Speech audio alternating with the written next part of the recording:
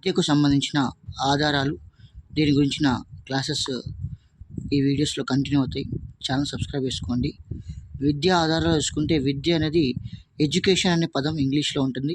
So దీనికి educare అనే పదం నుంచి ఈ వర్డ్ రావడం జరిగింది. ఎడ్యుకేర్ అంటే పెంచడం, వృద్ధిలోకి తేవడం. ఎడ్యుసెరీ అంటే బయటకు తీయడం. ఈ రెండు కూడా లాటిన్ భాషలో సంబంధించిన పదాలు. ఓకేనా. సో ఎడ్యుకేర్ ఏ అంటే బాహ్యం, బాహ్యానికి సింబల్ అన్నట్టు, కనుక బాహ్యమైన దాన్ని వృద్ధిలోకి తేవడం అని మీనింగ్ అన్నట్టు. ఈ అంటే అంతర్గతం, కనుక లోపల దాన్ని బయటికి చూపించాలి, అంటే లోపల దానికి బయట దారి చూపించాలి. అజ్ఞానం నుంచి జ్ఞానానికి దారి చూపించడమే ఈ విద్య అని చెప్తారు అన్నట్టు. బయటికి తేవడం, దారి చూపడం. రైట్. ఇప్పుడు మనం చూసుకున్నట్లయితే ఫౌండేషన్స్ ఆఫ్ ఎడ్యుకేషన్, విద్య యొక్క ఆధారాలు చూసుకుంటే విద్య అనేది విద్ అనే ధాతువు నుంచి ఉత్పన్నం కావడం జరిగింది.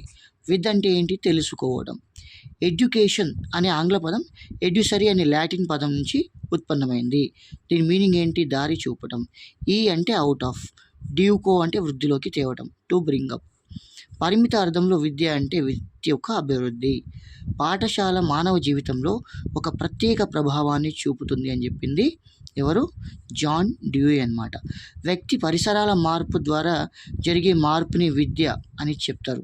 ఓకేనా. సో విద్యకు రెండు అర్థాలు ఉంటాయి. వాటిలో పరిమిత అర్థం ఒకటి, విస్తృత అర్థం ఒకటి ఉంటుంది. పరిమిత అర్థంలో పాఠశాల విద్య అని అర్థం. విస్తృత అర్థంలో ఇది నిరంతరమైన ప్రక్రియగా చెప్పుకుంటాం విద్యని. సో విద్యలో వ్యక్తి పుట్టినప్పటి నుంచి గిట్టే వరకు జీవితం మొత్తం వరకు ప్రభావం చూపే అంశాలు ఉంటాయి అని చెప్పింది Edward Thing, John Stuart Mill. So విద్య యొక్క నిర్వచనాలు చూసుకున్నట్లయితే మనిషిని స్వావలంబకునిగా, నిస్వార్థపరునిగా తయారు చేయనది విద్య అని ఋగ్వేదం చెప్తుంది. మోక్ష సాధనకు దారి తీయునది విద్య అని ఉపనిషత్తులు చెప్తున్నాయి. ఆత్మ సాక్షాత్కారమే విద్య అని శంకరాచార్యులు చెప్పారు. ఇది TRT 2018లో అడిగిన క్వశ్చన్. మనిషిని శీలవంతునిగా, సమాజానికి ఉపయోగపడేవాడిగా తీర్చిదిద్దేదే విద్య అని యాజ్ఞవల్కుడు చెప్పడం జరిగింది. ఆత్మ జ్ఞానమే విద్య. అది మానవుని కర్మణ్యునిగా, స్వధర్మ నిష్ఠాపరునిగా చేస్తుందని చెప్పింది భగవద్గీత అనే గ్రంథం. ఓకే. సో హిందువుల పవిత్ర గ్రంథం. రైట్. దుఃఖ నివృత్తికి ఆచరణాత్మక నైతిక లక్షణాలు కల్పించు జ్ఞానమే విద్య అని బౌద్ధ సిద్ధాంతం చెప్తుంది.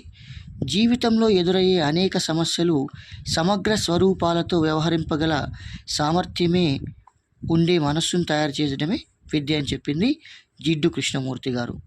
ప్రతి మనిషిలో దైవత్వం ఉంది, కానీ మనిషి మనస్సు శరీరం ఆత్మల కలయికతో స్వార్థపూరితమవుతుంది.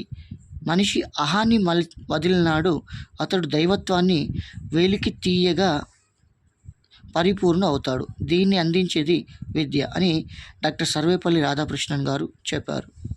సో మనిషిలోని అత్యున్నత శారీరక, మానసిక, ఆధ్యాత్మిక శక్తులను బహిర్గతం చేయటమే విద్య అని గాంధీజీ గారు చెప్పారు. శీల నిర్మాణమే విద్య అని దయానంద సరస్వతి గారు చెప్పారు. దీని ద్వారా శీలము ఏర్పడుతుందో, మనశ్శాంతిని పెంపొందుతుందో, బుద్ధి వికసిస్తుందో, మానవుని స్వశక్తితో నిలబడగలుగుతాడో అదే విద్య అని స్వామి వివేకానంద గారు చెప్పడం జరిగింది.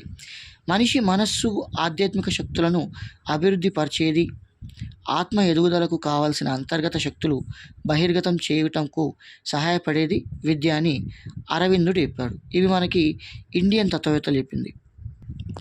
పాశ్చాత్య తత్వవేత్తలు చెప్పిన దానిలో ఆరోగ్యవంతమైన శరీరంలో ఆరోగ్యవంతమైన మనస్సును సృష్టించేది విద్య అని అరిస్టాటిల్ గారు చెప్పడం జరిగింది. మానవుడు నిర్మలంగా ఉండుటకు మార్గం చూపునది విద్య అన్నది ఫ్రోబెల్. తప్పును తరిమి సత్యాన్ని అన్వేషించుటయే విద్య అన్నది సోక్రటీస్. మానవుని అంతర్గత శక్తుల సహజమైన, సామరస్యమైన, ప్రగతిపూర్వక అభివృద్ధి విద్య అని చెప్పింది పెస్టాలజీ. మానవుడు జన్మించినప్పటి నుండి మనిషిగా తయారయ్యే వరకు ఇంద్రియాలు, మేధస్సు, హృదయం ఒకదానికొకటి ప్రదర్శించే అభిరుచులు స్థిరపరిచేది విద్య అని రూసో గారు చెప్పడం జరిగింది. సంపూర్ణ మానవ వికాసమే విద్య అని కోమినియస్ గారు చెప్పారు. విద్య అంటే జీవించడానికి తయారు చేయడం కాదు, జీవితమే విద్య అని చెప్పింది జాన్ డ్యూయీ. నైతిక విలువలు, ఆదర్శాలు గల సత్ప్రవర్తన వృద్ధి చేసినది విద్య అని చెప్పింది హార్బర్ట్ గారు. మనస్సును నియంత్రించడమే విద్య అని ఎమర్సన్ గారు. వ్యక్తి ఆలోచన శక్తిని పెంపొందించేది సరైన విద్య అని చెప్పింది డేకార్టే గారు. విద్యా విలువలే విద్యా ధ్యేయాలు అని చెప్పింది కన్నింగ్హామ్ గారు. సో భారతీయ విద్యా కమిషన్ లేదా కోటారి కమిషన్, దౌలత్ సింగ్ కోటారి కమిషన్ 1964 నుంచి 66 మధ్యలో ఇవి సూచించిన విద్యా ధ్యేయాలు ఏమైతే ఉన్నాయో ఇవి చాలా ఇంపార్టెంట్. భారతీయ విద్యా కమిషన్ సూచించిన విద్యా ధ్యేయాలు చూసుకుంటే ఉత్పాదన అభివృద్ధి, సామాజిక జాతీయ సమైక్యత సాధన, ఆధునికీకరణ వేగవంతం, సామాజిక నైతిక ఆధ్యాత్మిక విలువల అభివృద్ధి. ఇవి భారతీయ విద్యా కమిషన్ సూచించిన విద్యా ధ్యేయాలు. జాతీయ విద్యా విధానం 1986 ప్రకారం విద్యా ధ్యేయాలు చూసుకుంటే ఫస్ట్ది సార్వత్రిక విద్యా సాధన, సమాన విద్యా అవకాశాలు, జాతీయ సమైక్యత సాధించడం, అంతర్జాతీయ శాంతికి తోడ్పడడం, శాస్త్రీయ ఆలోచనలు పెంపొందించడం, ప్రజాస్వామ్య లౌకిక సామ్యవాద ఆశయాలు పెంపొందించడం, మానవ వనరులను సక్రమంగా వినియోగించడం, సాంస్కృతిక వాతావరణాన్ని పెంపొందించడం, జనాభాను తగ్గించడం. ఇవి ఈ విద్యా లక్ష్యాలు. ఏ లక్ష్యాలు? జాతీయ విద్యా విధానం పరంగా విద్యా ధ్యేయాలు ఇవి. నెక్స్ట్ జాతీయ పాఠ్య ప్రణాళిక చట్టం 2005 ప్రకారం ప్రజాస్వామిక లాంటి విద్యా ధ్యేయాలు ఏంటంటే మనకి ఇవి వస్తాయి.